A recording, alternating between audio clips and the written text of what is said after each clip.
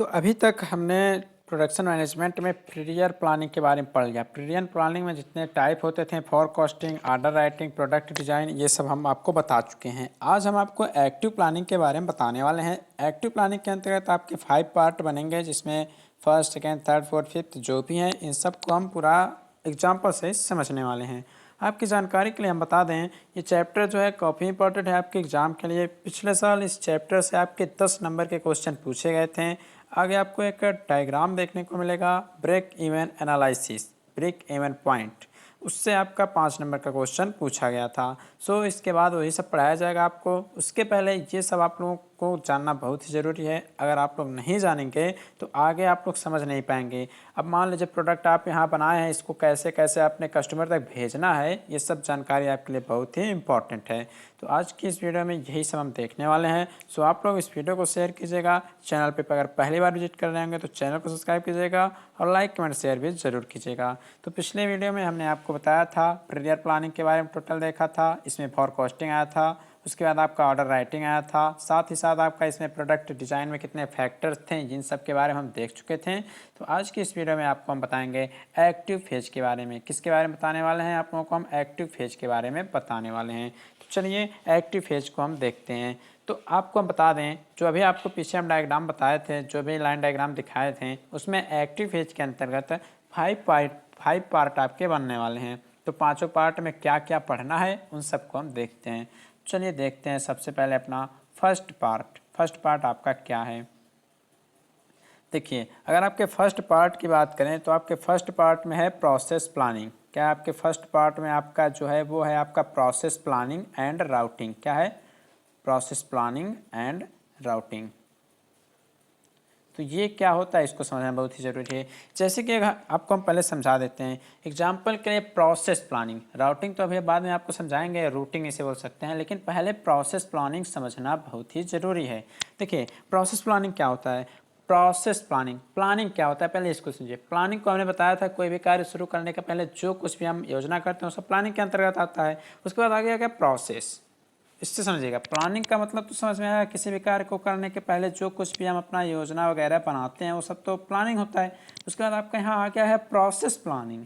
अब कोई भी प्रोडक्ट आपको बनाना है तो ये तो है नहीं कि डायरेक्ट प्रोडक्ट बन जाएगा, उसके लिए कुछ प्रोसेस को फॉलो करना पड़ेगा। सबसे पहले जगह आपको ढूंढना पड़ेगा, कहाँ पे हम अपनी कंपनी बैठाएं, कहाँ पे स्थापित करें, कौन सा मशीन लगाएं, कौन से लेबर को हम लगाएं, कितना टाइम देना पड़ेगा, ये सब तो देखना जरूरी रहता है। प्लानिंग तो आप लोग इमेजिनरी कर लेते हैं, कल्पनात्मक रूप में, लेकिन प्रोसेस जो उसका होता है इन सबको देखना बहुत ही ज़रूरी है।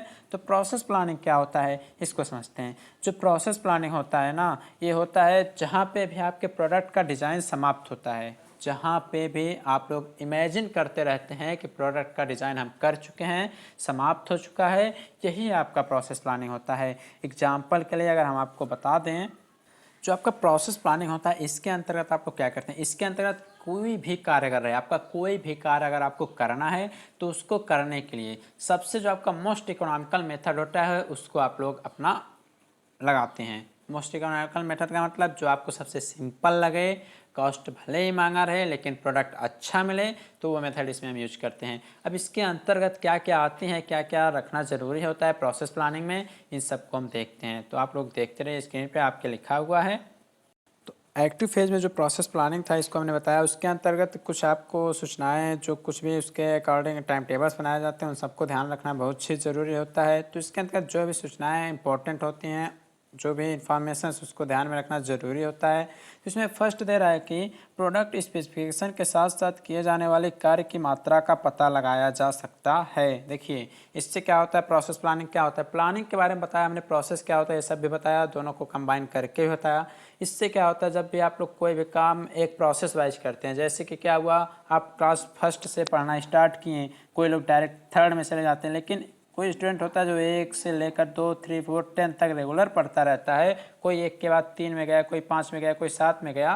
तो इससे क्या होता है, उसका माइंड अच्छी प्रकार से डेवलप नहीं हो पाता है। तो उसी प्रकार से ये भी है, प्रोसेस प्लानिंग में अगर कोई भी प्रोडक्ट आप लोग बनाते हैं तो इसे स्टेप बाय स्टेप रखना चाहिए। जैसे कि हमें मशीन कैसा लगाना है, अब एक मशीन पर सब वर्क होगा नहीं, तो अन्य बहुत सारी मशीनें लगेंगी।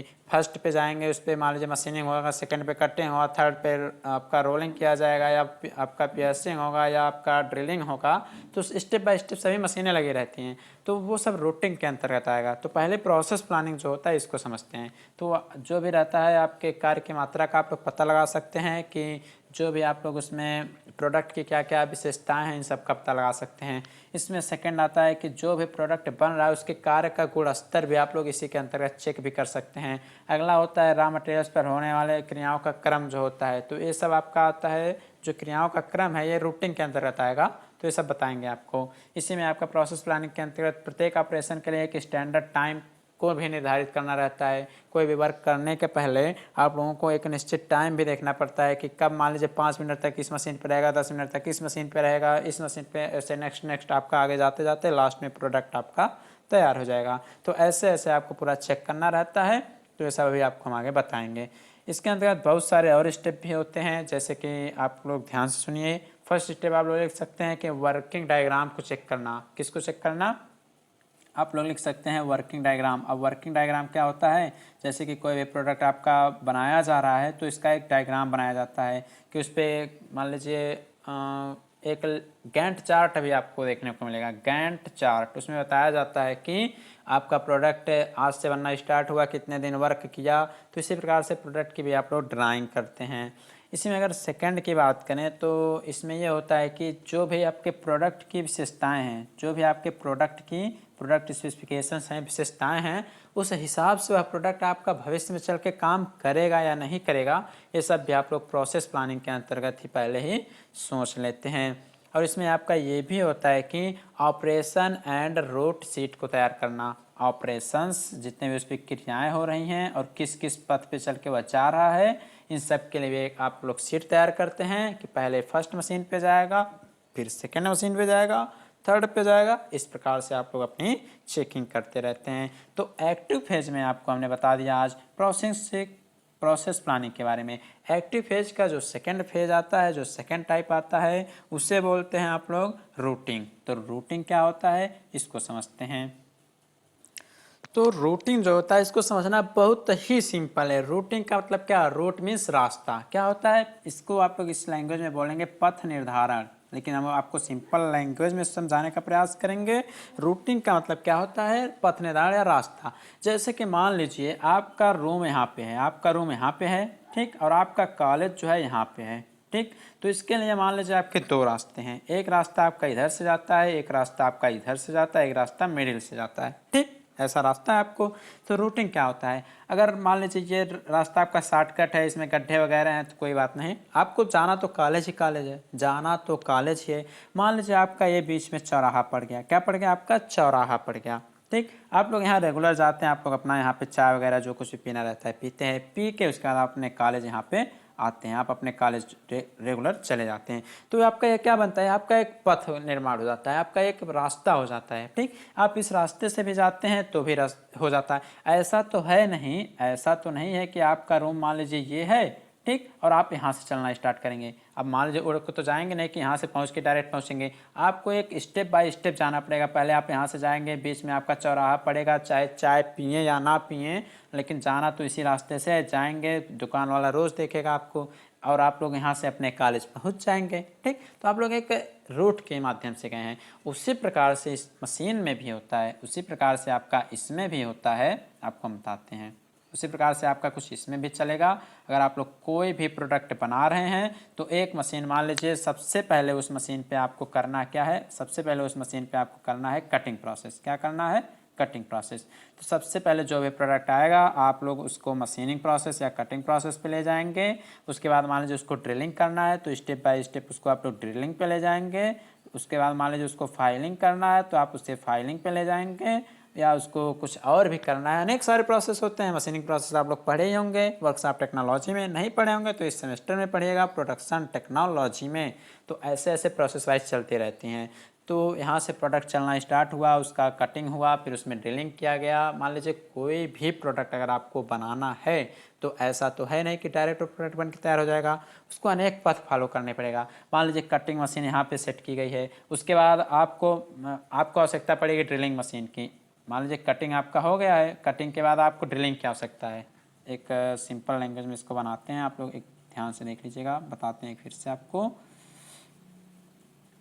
मान लीजिए अगर आपको कोई भी प्रोडक्ट यहाँ पे बनाना है, ठीक, सबसे पहले मान लीजिए ये फर्स्ट मशीन हो गई, इसे आप लोग मान लीजिए कटिंग मशीन। कौन सी मशीन आपकी हो गई? ये हो गई कटिंग मशीन। सेकेंड मशीन आपकी बनी है वो है आपकी ड्रिलिंग मशीन, ठीक, ये हो गई आपकी ड्रिलिंग मशीन। थर्ड मशीन कोई और बनी है, यहाँ पे आपको फाइलिंग वगैरह ये सब करना है, आप लोग समझ लीजिए फाइलिंग करना, ठीक। तो आपको क्या करना है, प्रोडक्ट बनाने के लिए इतना सारे प्रोसेस करना पड़ेगा। तो आपको पता है फर्स्ट पहले इसको हम कटिंग मशीन पे ले जाएंगे, उसके बाद आपको ड्रिलिंग करने की आवश्यकता पड़ेगी, फिर आपको फाइलिंग करने की आवश्यकता पड़ेगी। तो आप लोग इसे स्टेप बाय स्टेप जाएंगे तो आपको थोड़ा टाइम का भी अधिक टाइम भी नहीं लगेगा, आप लोग स्टेप बाय स्टेप पहुँच जाएंगे। अगर यही बात हो गया, जो आपका ये फाइलिंग मशीन है ये आपका मान लीजिए यहाँ सेट कर दिया गया, फाइलिंग मशीन यहाँ सेट कर दिया गया, ठीक। तो फाइलिंग मशीन यहाँ मान लीजिए बीच में सेट कर दी है।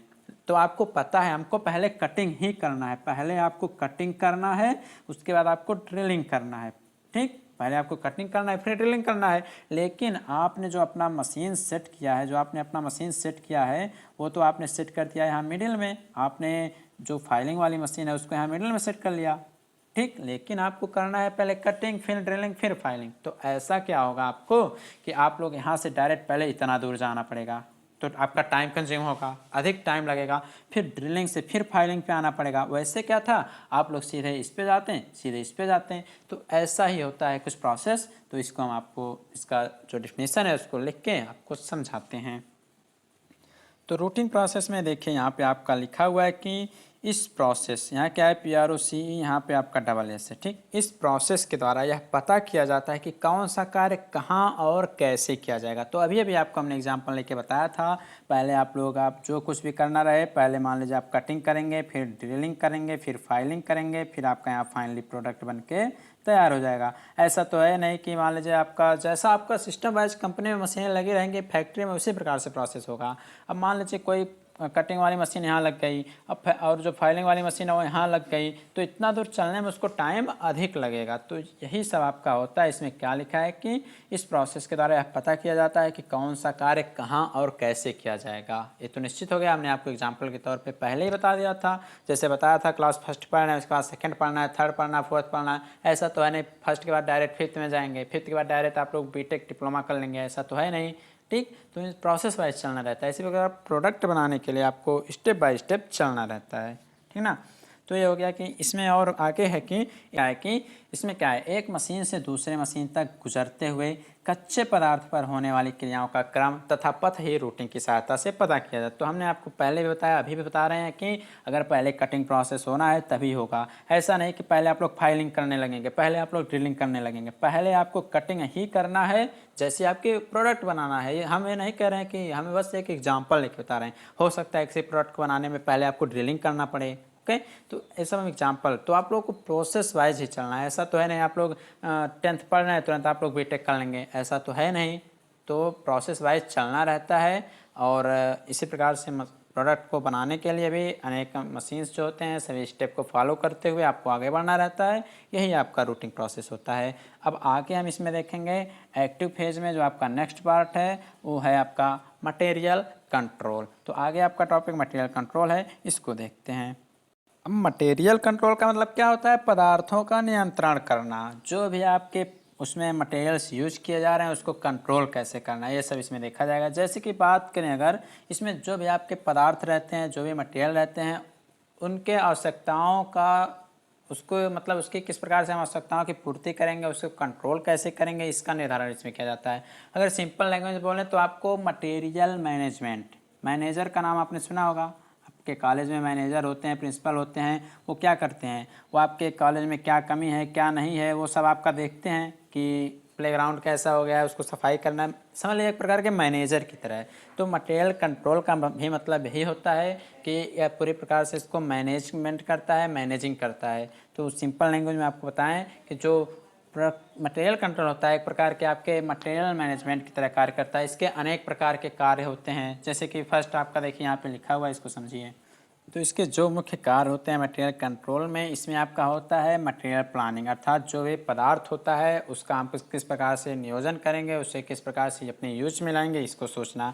दूसरा, इसके भंडारण करना, जो भी मटेरियल है इसको हम अधिक से अधिक मात्रा में इसकी स्टोरिंग कर सकें ताकि आने वाले समय में इसकी कमी ना होने पाए और हमारे प्रोडक्ट अच्छी प्रकार से बन सकें। मान लीजिए 10 प्रोडक्ट बनाना है तो हम कम से कम 12 से लेकर 15 प्रोडक्ट का हम अपना जो कुछ भी माल है, जो कुछ भी सामान है उसको मंगाएंगे, ताकि अगर कोई ख़राब भी हो जाता है तो आप लोगों के पास एक्स्ट्रा रहेगा मटेरियल और आप लोग अपना वर्क आगे कर पाएंगे। अगला आपका इसमें आता है, इसके कार्य में परचेजिंग आता है। परचेजिंग मतलब ये होता है पदार्थों को क्रय करना, पदार्थों को खरीदना। तो मटेरियल्स को अधिक मात्रा में हम खरीद कर लाएंगे जिससे हमें कोई भी प्रॉब्लम आगे ना हो पाए।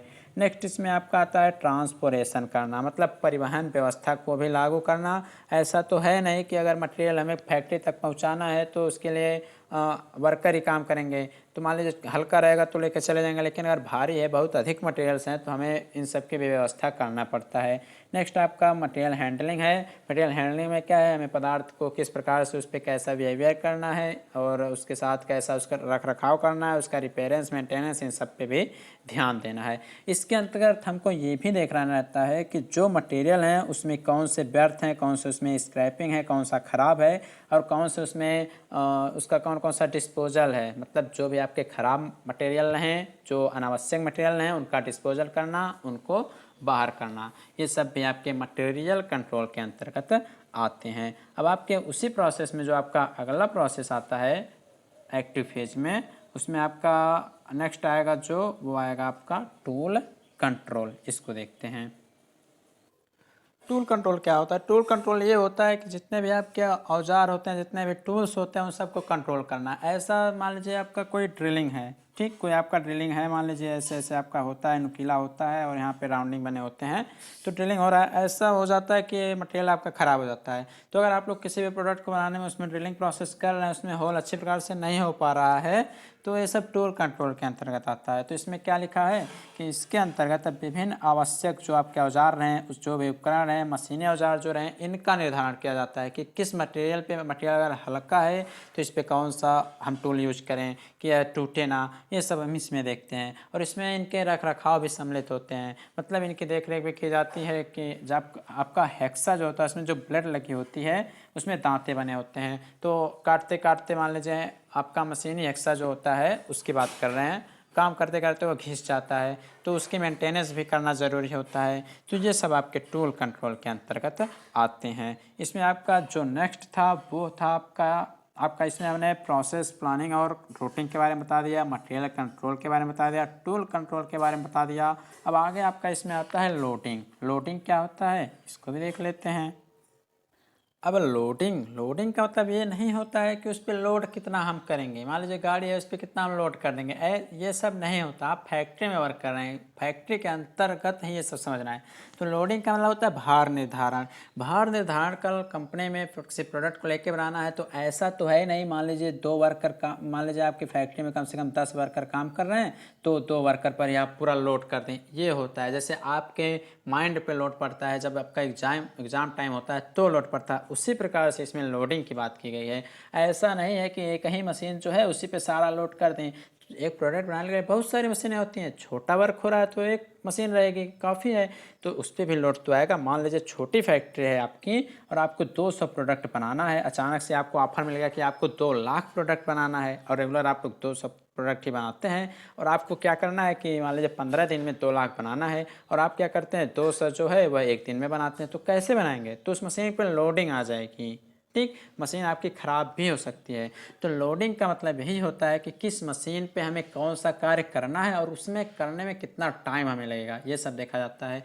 इसके अंदर तो आपका ये भी आता है कि जो आपका मैन पावर अर्थात जो मानव शक्ति होती है या जो मशीनरी शक्ति होती है, इसको करने में, प्रोडक्ट को बनाने में जितनी भी हमें लोडिंग की आवश्यकता पड़ती है या जो भी हम योजना बनाते हैं उसी को ही हम लोडिंग बोल सकते हैं। तो सिंपल लैंग्वेज में ये सब 2-2 नंबर में आपसे पूछे जाएंगे, 3-4 दे देगा या एक ही नंबर में क्वेश्चन पूछेगा, लोडिंग को समझाइए या आप लोग टूल कंट्रोल को समझाइए और आप मटेरियल कंट्रोल को समझाइए, प्लानिंग फेज में क्या होता है ये सब समझाइए। एक एक नंबर में 5 टॉपिक दे देगा, आपको टोटल लिखना पड़ेगा। तो लोडिंग को ध्यान से देख लीजिए आप लोग।